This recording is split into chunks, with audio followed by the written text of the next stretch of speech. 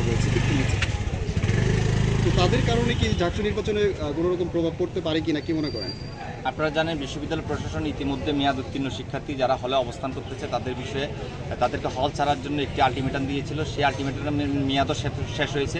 আমরা দেখেছি বিশ্ববিদ্যালয় প্রশাসন ইতিমধ্যে কয়েকটি হলে অভিযানও চালিয়েছে মেয়াদ উত্তীর্ণ শিক্ষার্থীদের মানে হল ছাড়ার জন্য। আমরা বিশ্ববিদ্যালয় প্রশাসনকে বলতে চাই জাকসু নির্বাচনকে কেন্দ্র করে একজন মেয়াদ উত্তীর্ণ শিক্ষার্থীও যাতে হলে না থাকতে পারে। কারণ হচ্ছে আমরা মনে করতেছি বিশ্ববিদ্যালয়ের হলগুলোতে যদি মেয়াদ উত্তীর্ণ শিক্ষার্থীরা অবস্থান করে তাহলে নির্বাচন ম্যানিপুলেট বা কারসাজি হওয়ার একটি সম্ভাবনা থাকে। এই জন্য আমরা বিশ্ববিদ্যালয় প্রশাসনকে দাবি জানাবো জাকসু নির্বাচনের পূর্বেই অবশ্যই যেন মেয়াদ উত্তীর্ণ প্রত্যেক শিক্ষার্থীকে হল থেকে বের করার বিষয়টি গুরুত্ব সহকারে বিবেচনা করে। এবার আপনাদের প্যানেলটা সম্পর্কে একটু বলেন, এবার কবে ঘোষণা করবেন ইত্যাদি।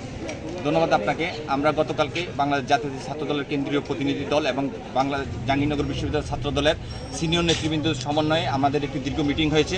সেই মিটিংয়ে আমরা জাকসুর প্যানেলে আমাদের সম্ভাব্য যারা বিএস প্রার্থী এবং হল সংসদে যারা নির্বাচন করবে তাদের তালিকা চূড়ান্ত করেছি।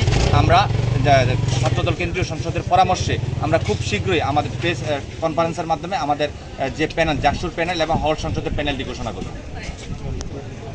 ধন্যবাদ।